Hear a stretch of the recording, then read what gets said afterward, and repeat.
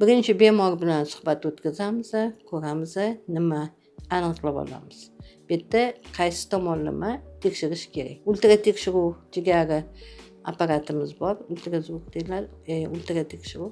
Undan o'tkaziladi. UZI apparatdan, fibroskan apparati bor. U kerak bo'lgan bemorlarga beriladi. Misol uchun o'tkir gepatit o'tkazayotgan bemorga fibroskan tushib deyolmaymiz. Oldin buni aniqlashimiz kerak. Surunkali gepatitlarda uzoq davom etgan jigar xastaliklarida fibroskan apparatidan o'tkazamiz. Bu ichki hujayralarning holatini aniqlab beradigan. Keyin qon tahlillari bor.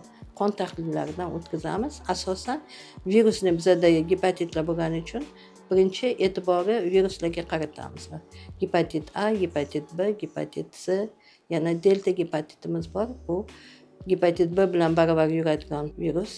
O'zi kasallik chaqirish qudratiga ega emas. Buni aniqlaymiz.